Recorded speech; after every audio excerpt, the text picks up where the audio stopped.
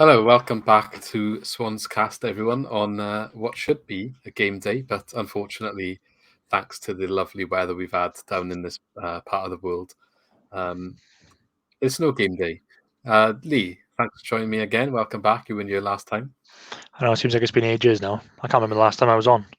I was thinking it was only the one before, or maybe it wasn't. I'm lying. Can't remember. I can't remember. No, me either. We're so inconsistent with the days of recording anyway that it's, yeah. Um, how was your week in the stormy weather of Wales? Yeah, not Like, too how bad. was it up your way? Yeah, it was all right. To be honest, when they said it was going to come in on the Friday, it didn't really happen. Like they said, nobody come into work and work from home and everything. But then it seemed to get worse then over the weekend. Really? It was quite bad down here on Friday. Oh, we had it. Definitely bad wind. Like the lorries and stuff were turning over on the M4. Yeah, we had it quite mild on Friday, but then I think Sunday night, all of Sunday was awful. Yeah, we had it bad Sunday. Days of today, Tuesday, yeah, Sunday, or maybe even yesterday morning was quite rough. But I still think, yeah, Friday, like the garage door, which is the spare garage door out the back garden, fell on the car. So that Oh, wasn't nice. great. Yeah, he was up against the wall, been there like waiting to be used for I don't even know how long. It's not mine, but drive, and it got pushed over, fell on a car. I went out to lift it up to move my car. So I went out there, lifted it up. I was like, oh no, I forgot the keys. Ran back in to get the keys, and it fell on there again. Oh God. So I had to lift it back up again, try and get in the car quick enough to drive off before it fell down the third time, which I did manage to do luckily. So yeah, that was frustrating. But Oh no, nothing as exciting as that. There was a few trees that fell around, but nowhere near where we live. Thank God. yeah. The rain and stuff was worse on Sunday, definitely. But I Yeah. don't know what damage has been done to the stadium then to call the game off. I know they haven't. There's no like pictures or anything. Like I mean, we saw pictures of the O2, didn't we? It was absolutely destroyed, but we Yeah, haven't seen but any pictures of I the just find it a bit stadium. weird because I wouldn't have thought it would be like I wouldn't have thought the stadium would be that bad from wind damage because it's quite a modern stadium and like the structure's basically concrete and metal. I know Yeah. Bournemouth had their previous game cancelled, but they have a temporary stand, like Okay. a temporary stand, and that was by all accounts the one that had the issues. Because ours hasn't even got like corners that are open, and it's got a little bit of a lid, doesn't it? So yeah, a bit weird.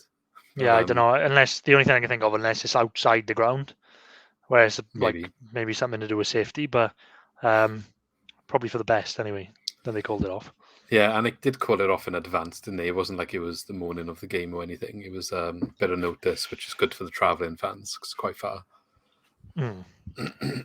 Oh yeah. Yeah. But yeah, otherwise then we get back to the good stuff. So as always, don't forget to subscribe to the channel. We have been slowly growing recently, but we're trying to hit 500 subscribers, and we did say we will do a giveaway when we get there. Probably get a Swans top. We'll see when we get there if it's this season's or perhaps it'll be next season's by the time. But yeah, don't forget, please hit that subscribe button. It helps us grow, and also click the like button if you enjoy what we're doing.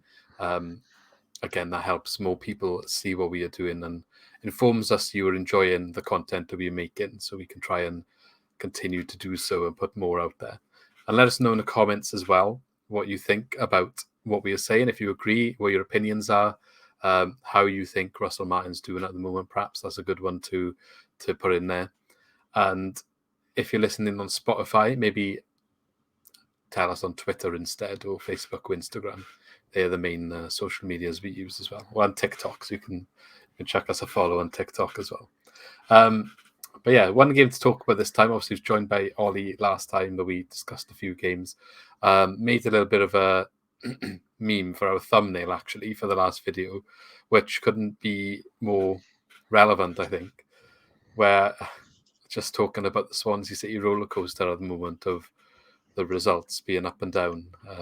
A really good win, then a bad loss. So you got the Blackburn game, the Stoke game, another good win against Bristol, and now we're back onto the down part of the roller coaster.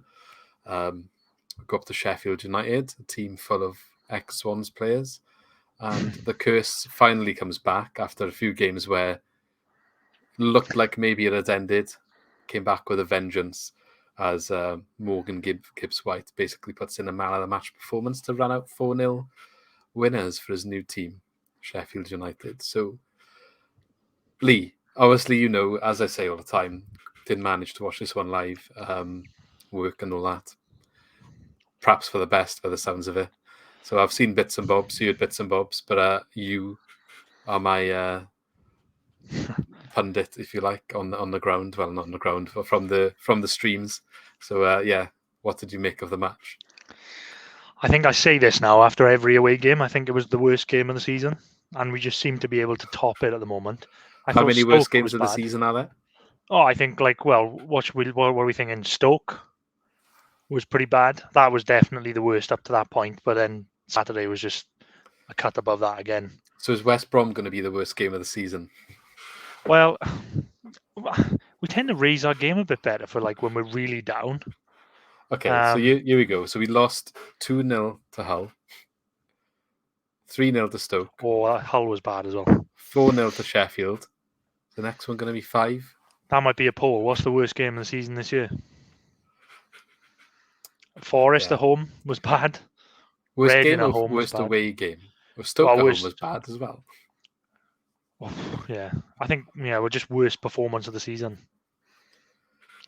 No, I think Sheffield United's got to be up there from Saturday. It's horrific. Yeah. So yeah, go on. Sorry, I interrupted you. Anyway, what was you saying? No. It just seems to be getting worse. Like I said to you, I was finally managed to get a bit of break away from work and revision and stuff. And I sat down lovely on a Saturday. I had the game ready. The storm was on. I wasn't going anywhere. Nice cup of tea, biscuits ready to go to watch the game. And we were 2-0 down after 18 minutes or whatever it was. And it was just carnage. We were never in the game. And it definitely could have been more. 4-0 was flattering. And it's not even a joke. Like, you say that a lot of time in anger, and you think like, oh, we lost 4-0. It could have been 10. But genuinely, it could have been 6 or 7-0 easy, and it would have been deserved. And that's take from that way, Will. There is a positive. Ollie McBurney didn't score. Oh, great. I tell you who did score, as I already mentioned, though. Morgan Gibbs-White scored 2. Probably could have gone for like 4 on his own. And he did celebrate, but I guess you can't really hold that against him. He only played for 6-7 games for us last season. Yeah. I mean, one that got away, maybe. He hasn't really got loyalties to us, has he? Nah. So yeah, the game started off with, well, didn't really start off for the Swans, perhaps you could say. We were 1-0 down by the 14th minute, 2-0 down by the 17th minute, 3-0 down by the 38th minute. So the first goal, Morgan Gibbs-White opening the scoring. How did you make of that? Just same as usual, really. Back 3 all over the place. We looked at the highlights before the game, didn't we? And before each goal, we could just... The back 3 were in different positions all the time. They're just all over the place. Same with the wing backs. I just don't know.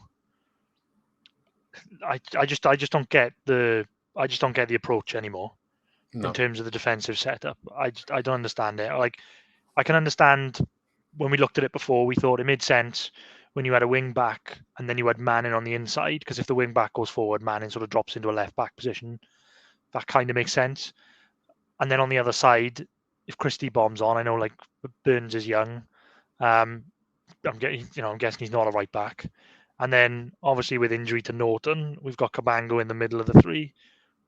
It's just I don't know what to say about it. I like Cabango as a player, but in that position, I don't know. I mean, you'd expect him to be better defensively in the middle because that's what he used to be playing, but he seems to have got worse.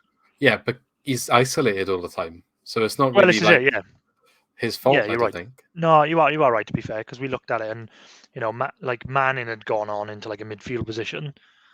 Burns, Downs, and Grimes are all together in the centre of the park, and Cabango's on the back on his own most of the time. I like I said, I just don't get the approach anymore. Like, it seemed to be a bit of consistency when we had our purple patch, like around the Cardiff game, and then we beat West Brom at home, and we seemed to be quite solid. We seemed to have a consistent back 3, and it seemed, we were keeping clean sheets. in some games. And then, lately it just seems to be all over the shop again.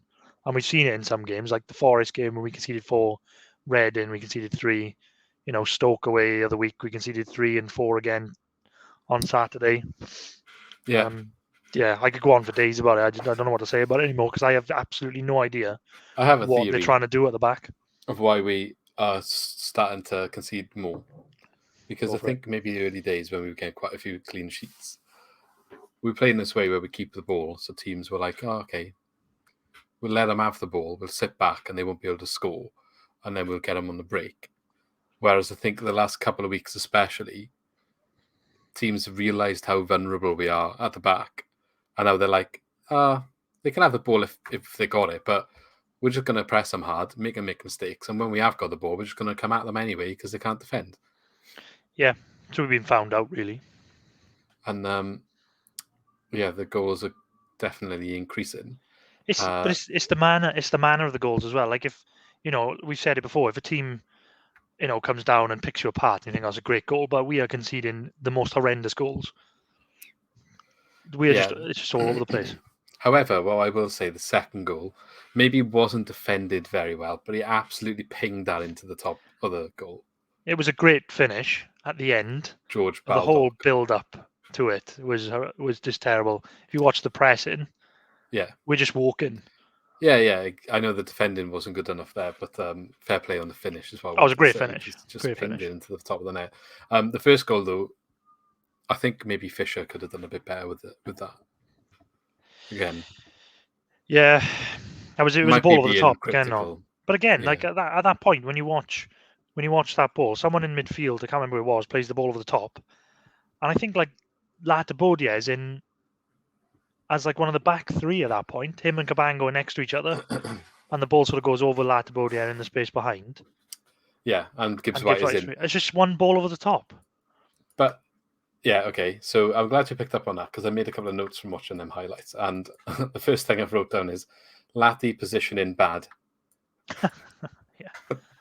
There was a couple of instances, I think, and he just in that left row, he just doesn't know where he needs to be. And to be fair, I don't really know where he needs to be either. So it's harsh to criticize him consistently, but he's not a left back.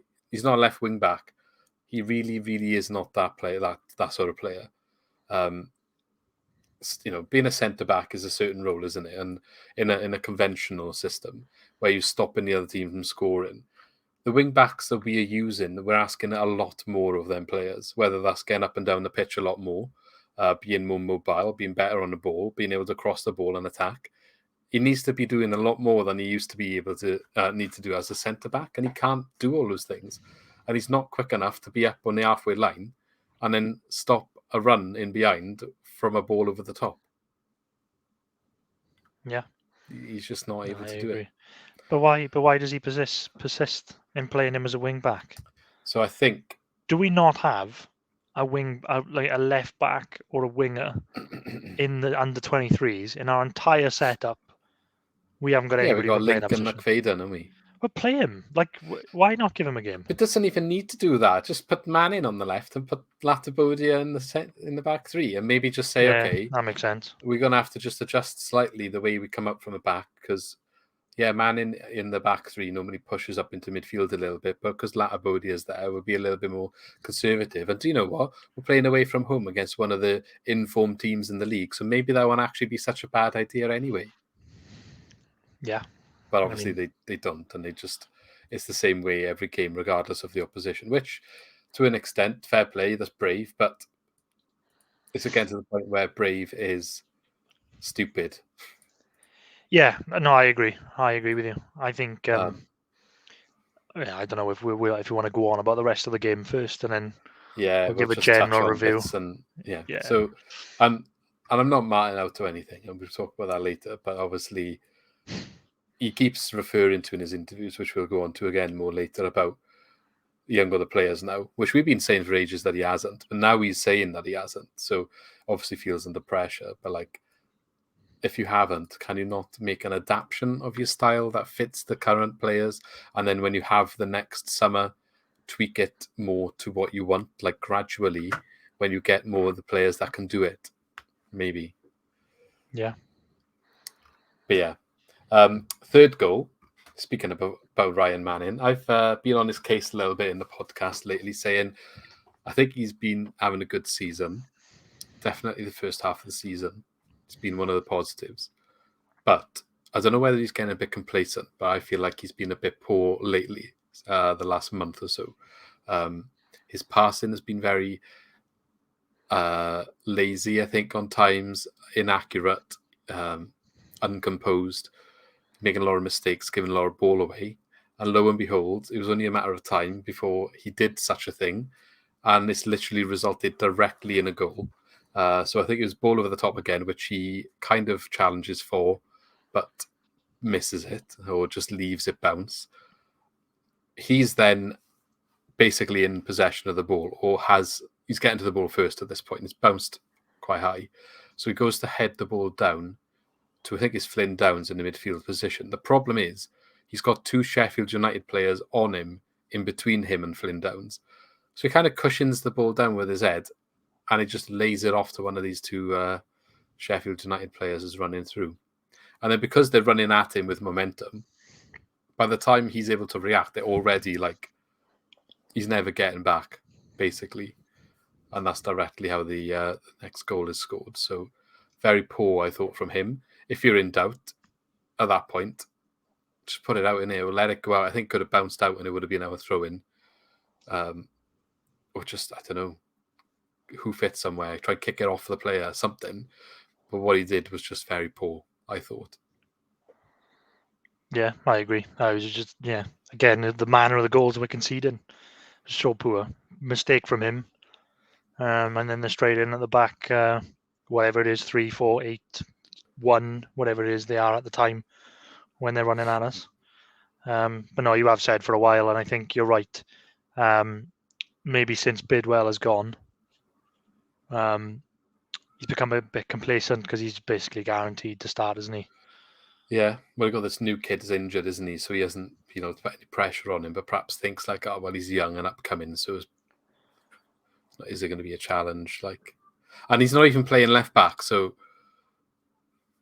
it's not even as if this new guy who is a left wing back is challenging him. Yeah. No, I don't think. And if you're saying about competition, there is no competition for his role because he is a little bit better on the ball than the rest of the centre backs. So he will start all the games because of the way we want to play. You're not going to put Ryan Bennett in there. He's getting enough stick anyway. Cabango, like we said, is struggling anyway when Norton's not there. Norton's obviously going to come back in, but you'd imagine his Burns is going to drop out. And then I just can't see how Lati don't get centre back, so he basically isn't one anymore. At least not here. Yeah. Yeah. Just so I guess complacency perhaps has crept in a little bit there. Yeah. I think anyway. So hopefully he can knock that on the head. But because he does still do some good things in a match. It's just the little details. And we suffered. And I mean, it probably didn't change the result on this instance, but it could on one game. Yeah. Yeah, I think you're right. Obviously, he's not the only player guilty of doing such a thing, but it's just something I've picked up on quite regular from him. And the fact that it keeps happening is like, well, is that not getting picked up on and rectified and questioned? Are they not being asked to make better decisions in those situations? I don't know. Just yeah, no, I think you're right. There's not much more to add really on that. It's just that's how bad it's been. But I think you're right. I think you're spot on. Yeah, just looking at the passing accuracy. So actually, this is quite shocking to be honest. But we obviously didn't play much on the right hand side. I'm comparing him to Cyrus Christie here. So Christie's got 88% accuracy and Manning's got 78%. So, but Christie only attempted 25 passes, whereas Manning attempted 87. So that's very off. And maybe Manning's coming into midfield. Yeah. I guess Manning's centre back though, isn't he? So not quite on the left. So maybe Christie's an unfair comparison when he spent half the game on the halfway line. Yeah. Let's have a look at Burns instead. But Burns had a 95% passing accuracy, so fair play. Yeah. Well, I guess that's his game, really. I guess if he's come from Man City, that's what he's good at. But yeah, we just didn't really have possession of the ball on Saturday. That was one thing I noticed. Like, we never really looked comfortable in possession either, which is usually something that, even when we're playing away from home, if there's a tide coming, obviously you expect a bit of pressure away from home. But even then, we just couldn't seem to get our foot on the ball. They pressed hard, like you mentioned, but we just couldn't seem to stop it. I mean, usually we can stem the tide by just keeping the ball, for a few minutes, but that just didn't seem to happen on Saturday either. Cabango had 83%, so even he had a higher passing accuracy than Manning. And Manning's supposed to be the one who can play out from the back. That's why he's there, not on the left. So, yeah. Just, I think that's an interesting point. So I think he needs to screw his head back on a little bit. Anyway, that's enough of knocking Ryan Manning. No, but I think it's fair because I will say we've given these players enough credit. Like, but they're not, nobody's beyond criticism. And if you say someone had a bad game or they've been poor lately, it's not saying, you hate them and they're a bad player and they need to leave and all this. And the same goes for the manager. But that gets lost, doesn't it? Yeah. We didn't even talk about the fact that we talked about 3-0 now, and Gibbs White could have scored, or at least assisted and scored 2 within this time. Where there's one where I can't remember exactly how it happens again, but they break over the top or something. I think it's Billy Sharp. Runs to the byline, puts a cross in, and Gibbs White misses basically an open goal by heading the ball into the floor, and it goes wide. Is that right? Yeah, he should have buried that. I know where the build-up was. It was in Cham losing it in midfield. Oh yeah, and then they were straight on goal. Being a bit of a fairy in midfield and just getting pushed off the ball. Yep. You can talk about him later. I don't know if we'll come on. No, you can talk about him now if you want. Well, no, I said the last time I was on, it might have been 2 weeks ago. I was sort of starting to think that, or might have been before that actually. I think it was 2 or 3 weeks ago. Yeah. Yeah, I was I think it was after the transfer window. I was after the transfer window, and I said I wasn't convinced by Cham. I think I give him the benefit of the doubt because I don't think he's fully fit. I don't think he played a lot of football last season, and he didn't have a club for pre-season this year. And I just said I don't know what he does in a game. I know he's got the highlight reel where he scores a screamer against Luton and he scores a goal against Peterborough. And I think he scored against Barnsley away. So he's got 3 goals this year. But apart from that, he does nothing in the game. He does absolutely nothing. I'm sorry. And I no doubt there's a good player in there. He's a quality player. But he just does nothing for me. And I think the fact that he's got a good song with the fans probably goes in his favour. Because they probably people think he's better than he is. But he does nothing. I mean, I'm expecting a big performance. He's a midfielder. He's supposed to be this dynamic. I've never seen him put a foot into a tackle. I've never seen him slide in and make a tackle. You never see him tracking back and doing anything like that. He picks up the ball once, maybe drops the shoulder and does something. It looks good, but he just offers nothing for me. And whether it's because he's not fit or whatever the reason is, but he just doesn't do anything for me.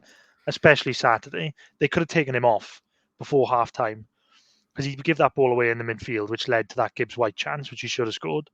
And there were other moments in that game where he just gets pushed off the ball so easily. Like you said, I don't know. That's where I stand with him at the moment. I think I saw someone said he was a luxury player, and I tend to agree with that at the moment. He's just the reincarnation of Jan Dander. Pretend at the moment, but no doubt there's a quality player now. We've seen glimpses of quality, but at the moment, just not for me. I wouldn't be starting him at all unless he shows anything else. Yeah, that's fair. I've seen quite a few people picking up on it in the last couple of weeks. More and more people putting on Twitter that he's been a bit rubbish lately and doesn't really do anything. Even articles getting written about it now because it's people that maybe know him from wider football and they're saying, oh yeah, Celtic, he had a problem at Celtic where he was a bit inconsistent, didn't do a lot all of the time. And it seems like it's kind of continuing. It's what the general gist of the articles seems to be. So I think for you to get noticed by the general football news articles and stuff that aren't necessarily Swansea ones, obviously that's not a good thing. Yeah, it's true. Hopefully you can offer more for the remaining of the season, but yeah. Like I might be being really Not convinced yet by any stretch of the imagination. Just not convinced by him at all. But you had to. This may be me being really down on us at the moment because it was such a poor game on Saturday. But you got a question, like, obviously played for Celtic and he comes with this big sort of name and played for Marseille and everything. Like, why did he come to us and no one else? Like, if he was as good as he was, like, how can we manage to bring him in? That is true. So half time and we go in 3-0 down with Gibbs White having a goal and an assist to his name. Yep, already. And he makes no changes at half time. That shocked me, actually.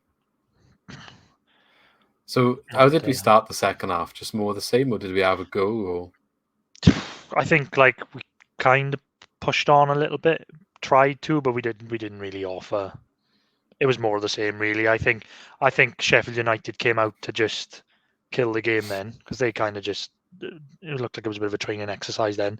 They didn't really exert loads of pressure like they were doing in the first half. It left a bit of space for us to come forward, but not like we didn't offer anything. I think we had a couple of like shots, which the couple of grass cutters of the keeper just picked up easily. We just didn't offer anything again second half at all. Obafemi came in the 60th minute for Cham. Yeah, probably not much you could do at that point, though. I'd imagine. Should have happened at half time. Yeah, should have happened at half time. But he looked well. Obafemi looked alright. I mean, but he just didn't get any service at all. I can't remember him really having any service at all in the second half. Surprised he didn't start, to be fair. Felt a bit harsh. He came out afterwards and said that he had a slight injury, which is why he didn't start him. So why is he fit enough to come off the bench if he has a knock? Well, if he's coming on the 60th minute, that sounds quite planned in that case. He's right for 30 minutes, but it happens quite often, doesn't it, with small niggly injuries. I don't know if I want to go with the selection again. That's something I wanted to get onto as well, but let's talk about the last goal, and then we'll get the goals out of the way, and then the picture. So the last goal,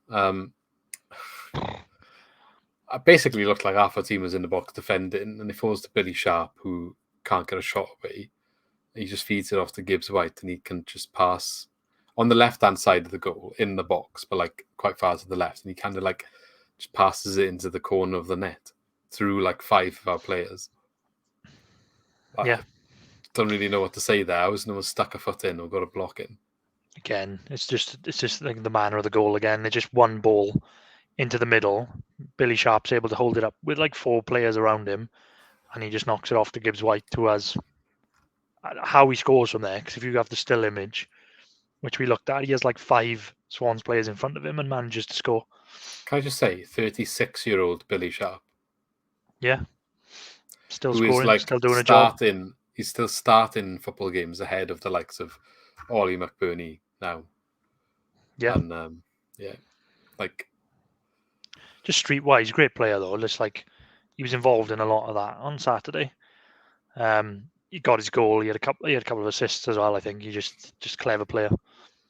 Yeah. So there was one other thing to talk about, and they should have perhaps scored a 5th goal right at the end of the game, where we're still trying to play out from the back. A couple of players to blame here. I think we often stick up for Grimes, but a little bit of a poor pass by him basically gifts it to. Remind me who it was. Norwood, I think it was. Norwood. Was it Norwood? Yeah, I think it was. Okay, Norwood then. Who apparently caught a bobble and just blazed it over the bar, but he was basically in 1-on-1 on a keeper. It was a poor pass by Grimes. That's the bottom line. It was. But I think it goes back further where Cabanga's played it to Fisher. Fisher's under pressure from whoever the striker is at the time.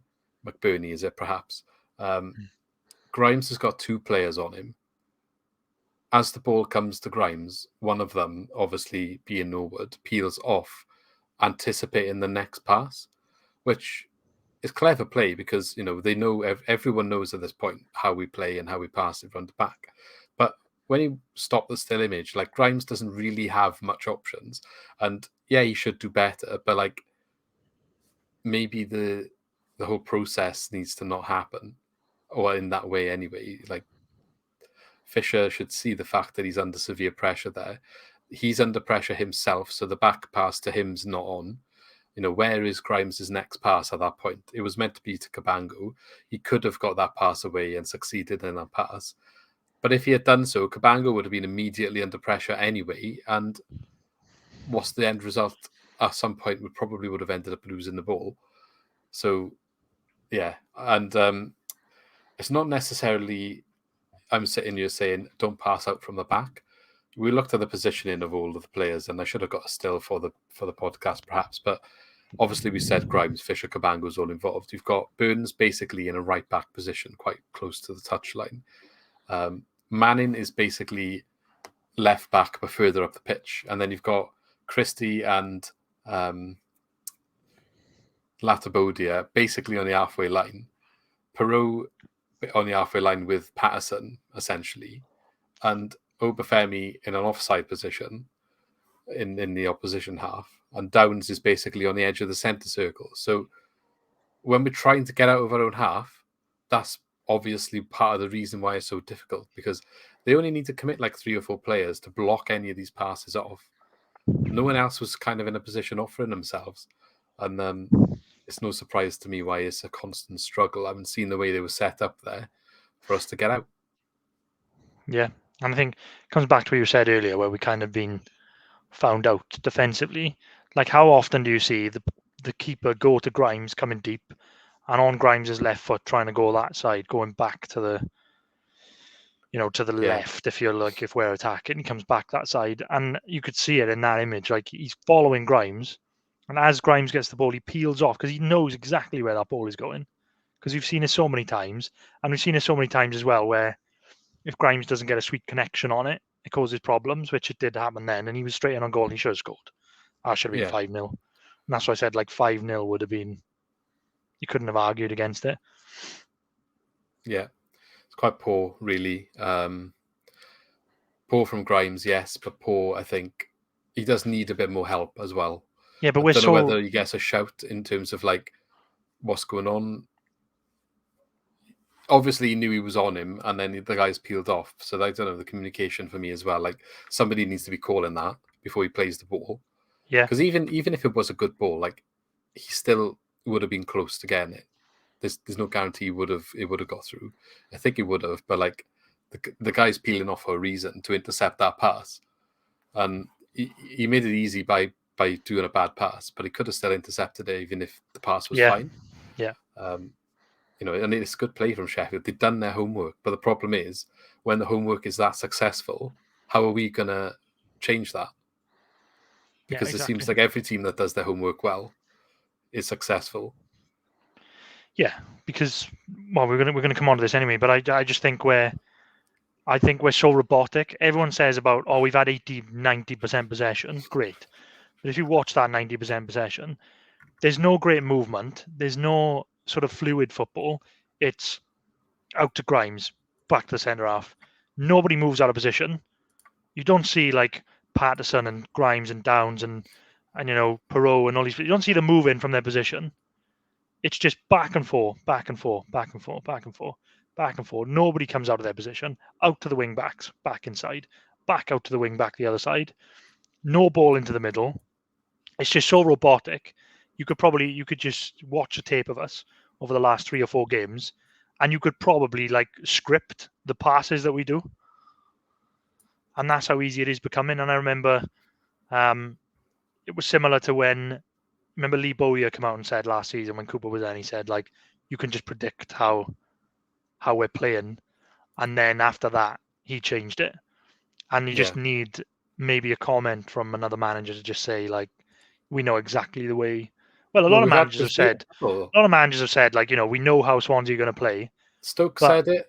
Blackburn said it, but obviously they kind of got.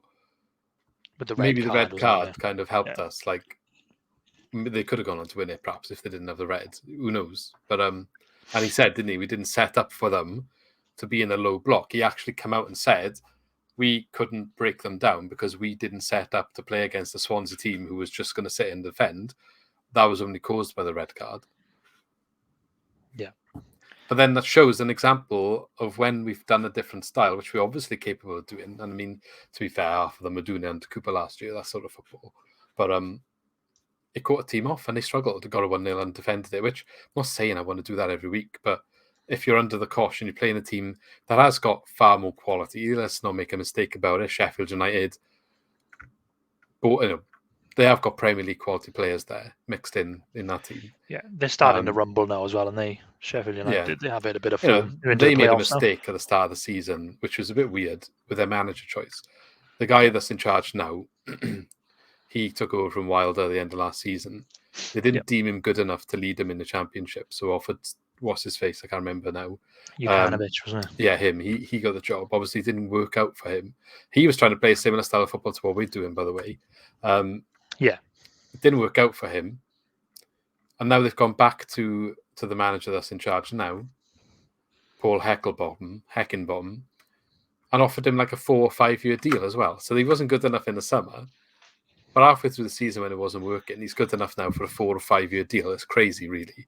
But he is obviously, there is success there at the moment, and they actually are now in the playoffs. I think they'll push on now as well. I think it looks like West Brom all of a sudden are the team that came down there, are struggling. Yeah, he got sacked, didn't he? Steve Bruce is in there now, isn't he? That's crazy. Yeah. Well, look, we're playing them next as well, and they are 11, the joint most out of form team in the last 5 games. Can you honestly say we can go up there and get a result at the moment? Well, this is what my question is. So we've won 2 in the last 5. They have 1 point, 1 draw. So technically we are in a better form than them, but you don't feel like that, do you? No. Not the way we play, away from home especially. No. I'm... But, when they've lost 4 out of the last 5, they drew 0-0 in the other game. You just would like to see your team go in and having a go and feeling like you can get something out of that. Yeah. But this is what I'm saying, with the way that we play. I think if we genuinely attack teams and go at them, then we can cause damage. But like I said, when I watch us sometimes, it's so robotic. You can predict where they're going to go. We're so easy to play against. That's the thing at the moment. We're so easy to do your home, like you said, when teams do their homework on us. We're so easy to play against, I think, and that's becoming a problem. Yeah. There's no sort of pace in the game at the moment either with us. It's never quick flowing football. Yes, we have a lot of possession, but it's so slow and it's so easy to defend. You said about like the comments from Boyer mid Cooper change last season. Part of me just feels like, we're playing this style of football. I feel like we need to play the style of football with a 4-3-3, not wing backs. I agree. 3 at the back. I feel like we miss wingers. Like, I miss seeing a winger taking a player on. I agree. Because when it goes 100%. Forward, you're just in the middle of the pitch and passing, gets to the full back. But when you got Joel Latibodia and you're like, yeah, he's not going to do a Montero, is he? Yeah, I agree. Like, where's the excitement there? Where's the bit of flair that creates an opportunity or a chance? Get at players. And I know football goes through trends, doesn't it? Where everyone's going through these formations, like 4-4-2 or 4-3-3, and now everyone seems to be doing this 5 at the back system. Yeah. Where does the flick get switched that it goes to something else? All of a sudden, something else starts working again. Surely we can try that. This is it. We've said this before. We were kind of ahead of the curve before when we started playing this football, sort of in League One and then up into the Championship and then up into the Premier League. We were kind of ahead of the curve where we sort of picked up on this style of play under Martinez, and then it grew from there. And we had a lot of success with it. Now, like you said, a lot of teams are playing with a back 3 with wing backs. But what I will say is, how many teams nowadays outside of Man City and Barcelona play with like 80% possession? And I think that we are like 3rd in Europe or something says not many. Well, yeah, but exactly. But but we're kind of not seeing that football as much now with teams. Used to say before, everyone's looking for a manager who can play football, who can play good football. You don't see it a lot now, I don't think. I could be wrong. People could point out. I don't even teams think that like play. Brendan Rodgers does it that much at Leicester, does he? No, but it's like this, like tiki-taka football. That kind of era of football's kind of moved on a bit, and we Yeah. haven't. We've always, we need It's to play the kind of Swansea more way. We like need to play the Liverpool Swansea don't way. even really play No, but Liverpool tiki are taka direct. today. Yeah, They've that's got what I so mean. much pace. They play direct, which is great to watch. They've got the front three, which is they've got so much pace in the team, and their wing backs with Alexander Arnold and Robertson. They got so much pace, and they just play direct. As soon as they turn that ball over, they get in behind. They make unbelievable runs and movement up front, and that's what they get in behind.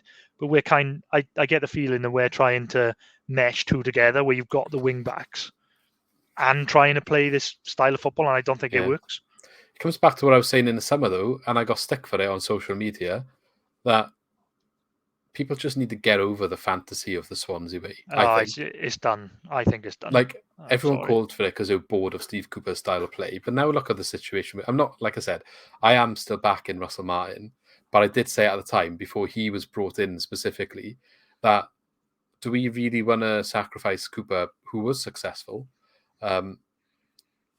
bring someone in, change the style of play, because it could not work. Right now, it's not worked. It's not saying it's not going to work. It hasn't worked yet, right? We're not in a situation where we can say it's been successful right now, yeah? Yes, we're in transition, but it's not been successful yet. And people are raging and can't take it and hate losing and worried that we're going to be fighting relegation, whether this season or next season. And, there's panic everywhere all of a sudden. And it all comes down to like this living in the dream world of the Swansea way that got us promoted. Yeah, it did, and it's done really well for us, but we're not there anymore. That's not. Yeah, but We're not there anymore. the game is not there. The football has moved on. It's not just we need to move on. The whole game has moved on. We need to put that chapter and close the book on it, and that was a good period for us. Now we're in a new era where we need to do something else, and we need to be successful another way and make it work. I think you're right.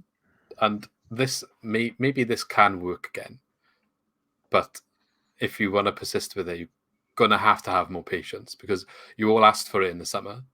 You all wanted this in the summer.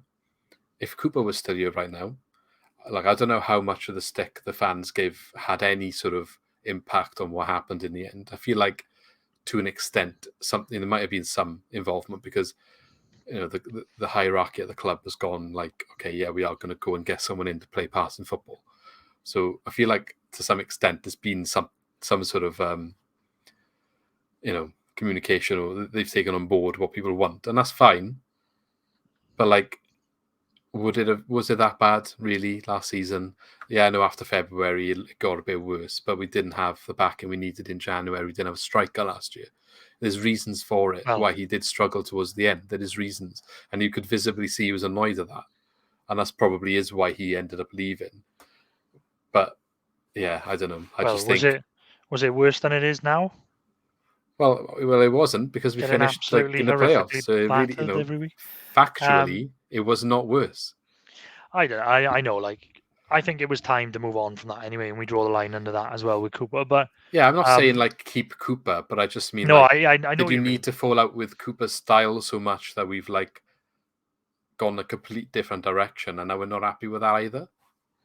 No, I think you're right.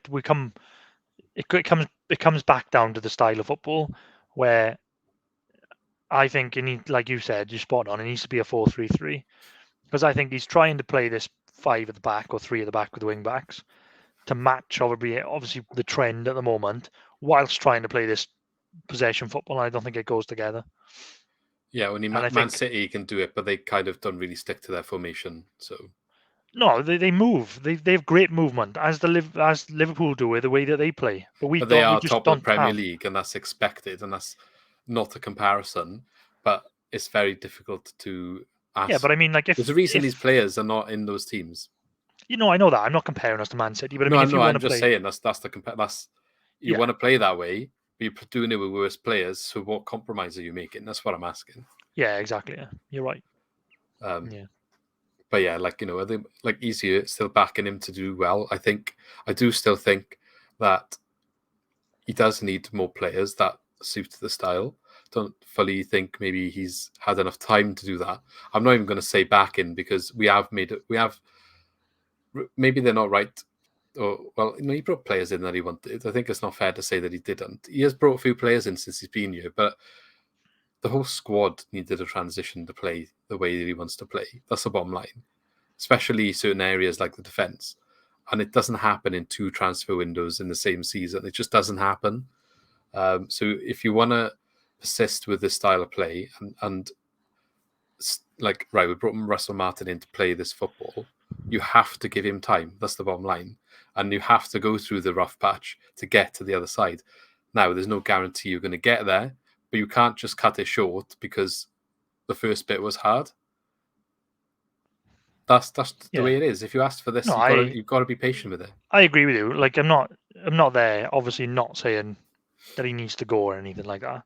But we're in a funny position again now where you've got your, trust the process, wait and see what happens, which is fair enough. And then you've got people the other side of the coin who are like Martin out as well, which is ridiculous. But then you can't fall either way. Like if I say now, like, Martin has made mistakes. There's no two ways about it. He's not beyond criticism. No. But you can't say that because then he's like, oh, it's ridiculous. Trust the process. Trust the process. He has definitely made mistakes. But let's peel that back a bit. Okay, so I think he's a good manager. I'm happy we got him. I think obviously give him time. He needs backing. He needs the time to bring in the players that he wants and bring in. But I have questions because I think his selection is wrong a lot of the time. I think his selection is wrong. I think he approaches some games wrong, like Saturday, when you play in a form team away from home, which is potentially every approach is the same though. That's a problem. Yeah, that's what I mean. Every approach is the same to every game, but every game is not the same. And he's actually said that in a press conference that we play our way. We don't work out we don't work out how to stop a team. We work out how we are going to play better. That's basically what he's saying. Yeah, well, that's wrong because we don't work out how to stop a team. They scored 4 against us on Saturday. Should have been 6. Stoke, we don't work out how to stop a team. They scored 3 against us. They were comfortable against us. It was a training game.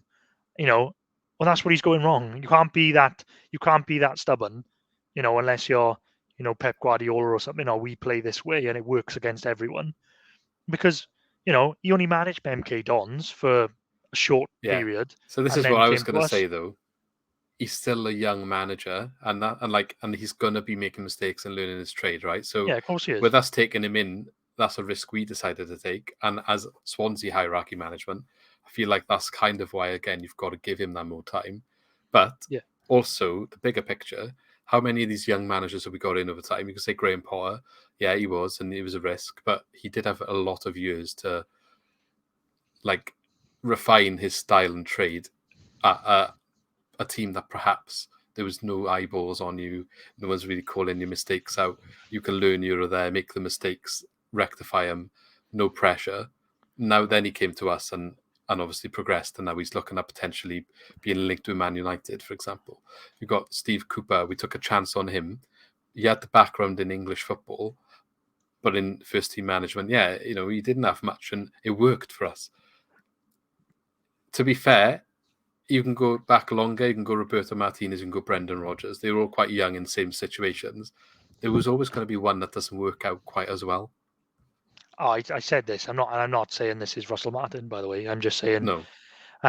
With the way that we do transfer business, and I've said this before, and I know you might disagree with me sometimes, but I think that our squad, since coming down especially, well, even before that, which led to us getting relegated, our squad gets chipped away at somehow in every transfer window, where I think we're always worse off. Maybe not in each window, but maybe a collection of the window from, August to the January window as well. But we've been very lucky in the managers that we've appointed. That's one thing that you've got to credit the club for, is the management appointments. All of them, apart from maybe 1 or 2 along the way, I think all of them have been pretty spot on, especially with Potter and Cooper with what he did. I like that we take a chance on young managers rather than appointing, the Steve Bruces and the Alan Pardew's and all that. But we have always been, I think, one bad manager away from a downfall, because we're always asking managers to, be above their station. Like, we're always that, oh, he's doing so well with the squad he's got, with the resources he's got. There's no expectation that's like, oh, we've got a really good squad, they should be going somewhere. It's always, oh, he's done really well with the players that he's got. He's doing really well with what he's got. It was always going to come to a point where a manager doesn't do well with one of the players he's got.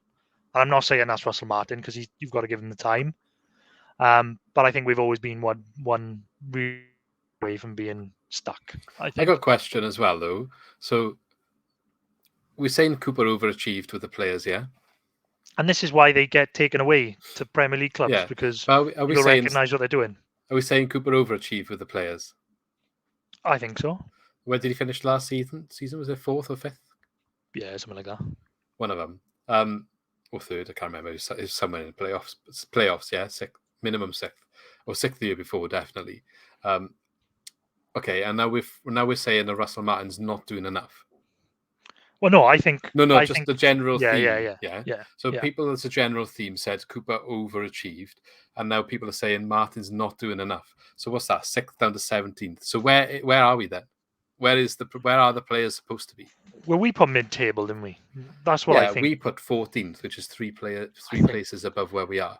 And I think that's where we are. And that's what I think Martin is doing as a young manager, and with the players that he's got. And obviously, we got to give him time. I think we are where we should be with the squad that we've got. So he's not really doing anything special, and he's not really doing anything tragically bad. I think he's just somewhere in the middle, and we're probably where we should be with the squad that we've got. Yeah, and that's what I think. I'm just asking that question because of everyone shouting on social media saying, "Well, Cooper overachieved with the players at the time. We're doing so well. We overachieved with the players that he's got. He hasn't had the back in. Now it's like Martin's not doing enough. He's not playing well enough. We're not doing well enough. Well, where is well enough with the players we got? If that's too good, we're overachieving, and this is underachieving. There's not much in between. Yeah, it's only 10 positions. It's not like, you know what I mean? Where you're saying that we should be 12th all the time with the players we got, but the narrative, it's obviously what it is you lose games, you're frustrated and stuff when it comes out. You win in games and you're like, oh yeah, he's doing well, it's different emotions, but obviously it's always good to think about it in a rational way.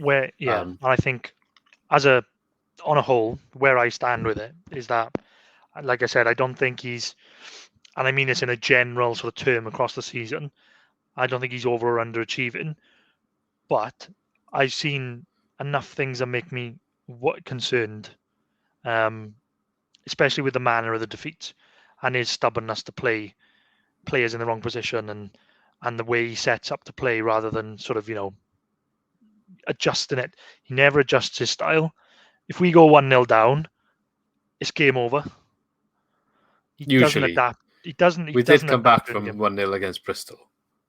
Oh, yeah, but it's a one-off, isn't it? You're talking about an away game, especially as well. If we go 1-0 down, it's usually game over, isn't it? He doesn't adapt well. He does. I think, like his selection again. If Obafemi had an injury, fair enough, but he should have been starting because he was the best player on the pitch against Bristol City by a mile. And I think maybe Perot's goal at the end on the break as a consolation got him in, because I think Perot's been poor for a long time. And that might be harsh, but I think he hasn't done anything. There's someone who sits next to me in the Swans, actually. And we said about Perot, we said, he doesn't seem to do a lot in a game. He doesn't seem to do loads in a game, but he scores goals. And I said, well, you don't care. If your striker scores 2 goals in a game and you don't see him apart from that, that's perfect. But now that the goals are dried up, he doesn't do anything. Yeah. And maybe that's the service he gets, so that's quite harsh. Maybe he doesn't get the ball much, does he? And it's obviously Patterson was out for a long time and they had a good connection. So there's other factors at work. Yeah. But he only had 29 touches and 18 attempted passes. But that's what I'm saying. Like, it's not working. Change it. If Perot's having 29 touches, change something. Your striker, who's got 14 goals this year, which is fantastic, by the way, because he's been brilliant, for a lot of the season. Change something. Play Obafemi up front on his own one game. If he keeps saying, "Oh, we'll wait," and he says it all the time now, "Oh, wait until you see us next season. Wait until you see us next season." Well, what are we waiting for? Play Obafemi up front on his own and play Perot as a 10. Play Cham as a 10 instead of out wide. Play, Manning at wing back and Latibodiere in. Like, what is he waiting for? That's what I don't get. Well, I think he's waiting to get rid of half the players from his comments this week. Yeah, so what are we going to do at the end of the season? Just play the same team every week, bar injuries, and get stuffed half the time, and get a good win now and then. I think the bottom line is, bar Corey Smith and Michael Obafemi on the bench, he doesn't want anyone else that's there. Yeah, 100%. Kyle Joseph, I mean, he's probably not gonna. I don't think. But again, this is what I was getting at as well. Is like, you've started me off a little bit now, but comes back to like you said, if he's saying wait till next season, so the building starts now, and I will give him the credit that he didn't have the preseason; he come in very late, and that was hard for him. So I'll give him that as well. So why aren't we building now, ready for next season? So I'm looking at players like, I don't know, he let Cullen and Whittaker and Brandon Cooper go on loan. Couldn't we have kept one of them to play in the squad? Like, why did we need to? And no doubt Finley Burns is a good player, but I say this about like Brandon Cooper. Why couldn't we play him? Why are we playing Man City youngsters instead of our own? Yeah, I get it if he's better, but then at the same time, I don't get the fact that we're not even playing all centre backs in centre back roles. Like, put Man in on the wing and play Cooper there, and Burns. Yeah. If that's the way he's going to play, if he's persisting with the way that he's going to play with the three and the two wing backs, why not give Brandon Cooper game time right now and give him half a season in the Championship and get him game ready for next season, rather than send him out on loan and then bring in a Man City youngster on loan to give him game time? That's another one I don't understand. And then, again, I still think we didn't need a goalkeeper in the January window. So Hamer out of contract, yeah. Danda out of contract. Bennett, you think he's finished? Fulton definitely wants to get rid of him. I don't think Latabodia has got a future, to be honest, because he's just there until they get a proper left back in, yeah, and then he's not having a place in the team. So we're not even left, but Wolf and Burns goes back to whatever. Yeah, we've got a couple of returning loans ourselves, but barely left with a first 11. So he's saying summer overhaul. It's basically replacing everyone that's on the bench. Some of the first teamers in the starting 11 perhaps go to the bench as these new players come in. But yeah, it's I feel like it's going to be another turbulent summer from the comments made, but I don't think we're all going to be happy with some of the decisions made. Is that going to happen though? Christie as well. Christie as well, because we don't have a right back. I don't know if we will have a overhaul. So all those players you mentioned leave. Are we going to spend money to bring players in? Well, where are we going to get them from otherwise? Well, I don't think we're going to spend money. There's not going to be an injection of cash. Well, they did spend money in the summer just gone. They did spend. They spent a lot more than most clubs in the Championship. They didn't in January, but they did in the summer. And we didn't have parachutes. So, to be fair, they did put money in. But, like, they sold Low and Connor. Yeah, but it was 1 in, 1 out, wasn't it? I mean, what went in our favour this year was that IU left on high wages, which freed up a lot of money. Yeah. So that was that no other club in the Championship had an IU. Yeah, but that was all parachute money as well, really. That was keeping IU here. Yeah, but I mean that was a big free up. And that was a massive free up because he was on ridiculous wages for the Championship. Yeah. But because Downs cost a couple of million, didn't he? And so did Perot. And Cham was free. Patterson's free. Who else come in? Can't even remember. In the summer, I'm not sure. He was a couple of million as well. So it was a little bit more than 1 in, like the 2 strikers that we signed. We didn't get rid of a striker for them, but we needed to get strikers in. Yeah, well, we had to get rid of Lowe, didn't we? We got rid of Lowe. We got rid of Connor Roberts. Yeah, I don't think we had to though, did he? He wanted to go in the end. But yeah, I know. But I mean, probably wouldn't have had Obafemi if Lowe didn't go. That's probably a fair point. Yeah, exactly. But I'm saying, like, we got rid of Lowe and IU to bring in, like, say, Patterson and Pro. And Obafemi and Cham. Yeah, but then Connor Roberts left as well. Yeah, we didn't really replace him. Well, we got led on loan, didn't we? And don't forget, we had like 3 million, was it, for those two? 4 million maybe for Lowe and Connor Roberts. It was quite low, which isn't that much. But that probably covered the players we brought in. Because I think like Down was only like 1 million, was he? And Perot was 1.4, perhaps. I think. And yeah, Perot so was like 1.9. most of that probably covered. Kyle Joseph was like 800k, And Obafemi was like 2, wasn't he? Yeah, So I'm we not did sure. spend a little bit more.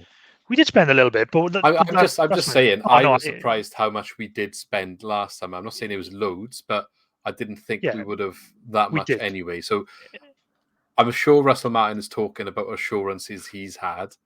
Whether that happens or not, we'll have that conversation after it does. And that's what I'm saying. Is like, are we going to spend to replace these players? I think everyone's skeptical of it. We'll believe it when we see it. And maybe the overhaul. I saw an article about like all these 200 championship players that are out of contract in the summer. So perhaps they're literally scrolling through that list right now and on the phones to the agents and the rest. Yeah, there we go. But I'll just say I'm not Martin out. But the jury is definitely still out. There's issues that need to be rectified. That he's very reluctant to seem to do it. And I'm happy for that him is a to problem. have the chance to do it, because I have no doubt that you can see on some occasions this season, it's been there. We could see like it's going to work. Yeah. So he does need the chance. I'm not nowhere near saying he needs to go or anything, but we just leveled fair criticism against him, I think. Yeah. There's number 2 left as well. How much of an impact's that going to be? Because apparently, if you speak to MK Dons fans anyway, who perhaps are a bit biased or have a little bit of bitterness with him leaving, but maybe they're not. Maybe they're right, and they say that this. What was his name? Luke. My namesake. Yeah, I can't. Sorry, Luke Williams. He's called Luke something. Yeah, Luke Williams. That sounds familiar. But he, by all accounts, according to the MK Dons fans, is the brains behind Russell Martin's system. And now he's gone. The game after he's gone, we get thumped 4-0. Maybe there's something there, maybe there isn't. By all accounts, he left because of family reasons. He's got a young family, didn't want to be away from them. He was struggling. They didn't want to move. Sometimes that's a cover-up, but maybe it's not. Maybe it's true. We'll see. Yeah. But who's going to come in? I don't know. Are you Angel Rangel on the grapevine? But I don't know if that was just people being sentimental. I'd take that. Yeah, but that's the thing. That's sentimental. Oh, the Swansea way again. Let's bring Rangel back. Surprised it wasn't Alan Curtis. Let's bring Rangel back and all of them. Give it to Curtis to the end of the season. Give it to Curtis to the end of the season, yeah. That's usually the way forward, isn't it? Yeah, well, Norton be crying because he hates him, doesn't he? Oh, God. What a mess. Speaking of Alan Curtis, we'll move on because we have reached an hour and there's a couple of things we didn't touch on yet. We'll go through them quite quick. But Alan Curtis did pick up this week MBE for his services to Welsh football. So congratulations, Alan Curtis, for the hard work and impact on the Welsh game. Fair play. 67 years old. Good effort. Fair play to him. 35 appearances for Wales between 1976 and 1987. And I don't know how many goals he scored. I haven't got that information, sorry. But that's a long time to only have 35 games, but I guess that's the difference between modern day. It's the amount of games they play internationally now, isn't it? Yeah. Qualifiers and friendlies. Yeah, the world is different now. The other news we have, Bournemouth game, which obviously should have been right now. Probably not right now as you're watching or listening, but as we're recording, we should be watching the Swans. There has been a new date announced, and that is the 26th of April, 7:45 kickoff. Lovely. Tuesday. Wonder if Sky will pick it up. Maybe. Towards the end of the season, especially if Bournemouth are maybe pushing for a title or promotion. Yeah. I'm not sure. I'm still not really sure the reasons why, what damage was done to make that a necessity, but I think the damage was done on Saturday at our defence is why the game was called off. Harsh, or maybe not harsh. True. Yeah, I was genuinely a bit concerned about that game, but maybe we'll be in a better place when the rearranged game comes around. Probably Ethan Laird would have started his first game and scored a goal. Guaranteed, and low. And the last thing I've got is Manchester City defender Finlay Burns. Apparently, we have an option for an extension similar to the deal we had for Mark Ehe, where we had him in January for 6 months and then we could extend him for a year. So it seems like we have that option. So I guess going back to what you said about loaning out Brandon Cooper and keeping Burns. Maybe this had something to do with it if he's here for a little bit longer. Yeah, maybe. And would you have been saying the same thing had we brought in Geehy, knowing what happened with him? Yeah, I don't know. Like, who If he did was we that have at good, the time? do you know what I mean? Like Yeah. if what I'm saying is, like, right now, if this was Geehy we had loaned in and then let Cooper go, would you have been asking the same question? Well, no, but that's different now that he's got a year extension, isn't Yeah, it? I Like we know had you. with Yeah, Guehi. I know you know. I know you Yeah. know. Obviously, how Geehy turned out as well, but it could be. He could be that good. We don't know. Yeah, no, if he's got a year extension, because my point was build into next season. So obviously, if Yeah. he's going to be here next year as well, then it makes sense that he comes in now and plays. That's what I was saying about Brandon Cooper. Like, if he was going to come back, maybe he won't come back next year. Maybe the loan was, he's not going to No, play for us next year. I think he might. I think part of the problem is Bennett is on such high wages that maybe you can't really not use him.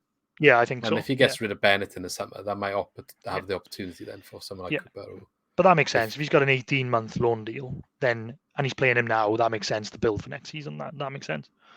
Yeah. And I think Cooper is getting game time on his loan move as well. So that's good. Next game then. So build up to, we already mentioned West Brom. Looking forward to that one? Well, look, I don't want to be too harsh all the time, because it's not, I don't think it's that bad. But at the moment, with our away form especially, and the way we defend, I can only see us losing that game. Obviously, West Brom, obviously on a bit of a downward slope lately, but new managers in, I'm sure he'll get them ticking at some point. He'll be solid under Steve Bruce, won't they? I've got a stat. They haven't scored a goal in the last 5 games. However, when did Steve Bruce get hired? Oh, I'm not sure. It was a couple of weeks ago. I think he's been in for a bit. Okay, well, they're winning at the moment against Middlesbrough. There we go. So they're 30 minutes into the game. I know the result will be out by the time we have people listening, but they're currently 1-0 up. So maybe, I don't know. Is that a good thing for us or a bad thing for us? Who knows? Maybe it wouldn't even make any difference. I think it's going to make a difference, yeah. Neil Taylor has played in this game, actually, starting on the left. Yeah, he did a couple of games for Middlesbrough now. Wonder if that would have been something we could have used free transfer. It could have been. We're desperate for those type of players, like wing backs. Man in wing back and Neil Taylor in the back three, maybe, or the other way around. Taylor's playing on the wing back here, so probably would have been man in back three, Taylor wing back. Be happy with that. But we'll have Kyle Bartley to contend with.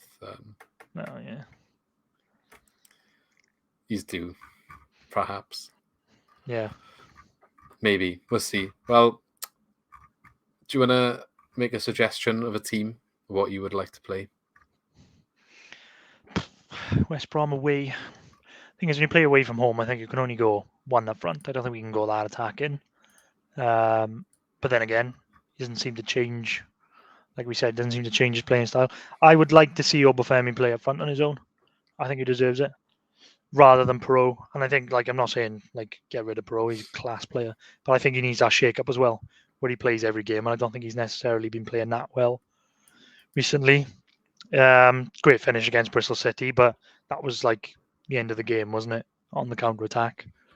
Good night. Yeah, it was given all. Like I said, he's got that in his locker. He's great finish, but I don't think he's played that well overall in the last sort of 3 months.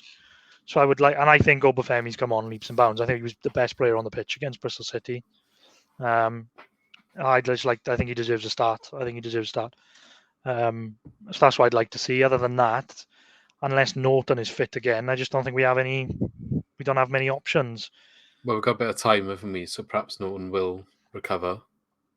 But that's another fact as well. We need to replace Norton because, he can't be far off retirement. And we're 33 or 34, I think. But we're literally begging for him to play because we can't play out from the back unless he's in the middle. Yeah. Well, we sold all our good centre-backs doing that, didn't we? Joe Rodon. Yep. Van der Horn, perhaps. Can you imagine we had a back three now and it was Rodon, Guehi, Van der Horn. and maybe Van der Horn, yeah. Back three. That'd be all right, wouldn't it? Well, we did have that. Oh, no, we didn't. Did we? I think Van der Horn... He joined. Van der Horn was. Van der Horn and went. Roden played together, definitely. Yeah, and then Van der Horn played with Geehee. But yeah, I don't know, maybe like because he was Van Jurgen der Horn Cooper's leaving. first season, Yeah. and then he went on a free. Yeah. Rodon was here Where too. he came in the January, didn't he? So they would have been there at the same time for 6 months. Yeah. Imagine that now. Back three. Were they the back three in that Hull game? No, Kabanga was involved in that. The Geehee's first game was 5-4. Yeah, mental game. Imagine that. Connor Roberts on one wing back, maybe Manning on the other side. What are we doing? The best championship team since we come down. Martin Olsen on the left, is it? Oh, that'd be a good one to do. Best team since we come down. Maybe we could do that in the next one. Martin Olsen on the left, is it? Martin Olsen. Leroy Fer was here. I give it a Bidwell on the left. I think he's been good for us since we come down. Yeah, maybe, but I still think Martin Olsen in this system would be better. Oh yeah, he'd be class now. Right, yeah, bombing down our wing. Those are the players that we need. Maybe, Fer in the middle. Fer and McBurney, Dan James. Fer and Grimes it would probably be, wouldn't they? And then, well, are we doing 5? Are we? So I guess there'd be. Oh, I don't know. We go 4-3-3. I'd rather. It's difficult because we got a couple of Montero was even lurking about under Potter, wasn't he? And Narsing, not saying I'll put Narsing in. It's just funny that he was there.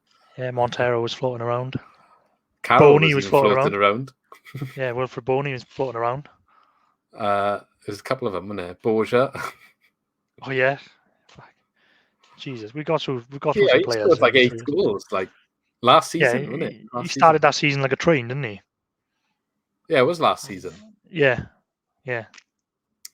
80k a week. Yeah. It wasn't last year. I can't even remember. COVID has it wasn't skewed my memory. No, it's the first Cooper year, first year. Yeah, it was the season we snuck in at the end. Yeah. Yeah, it was that year. So it was not and it was weird because he went to Aston Villa then in January.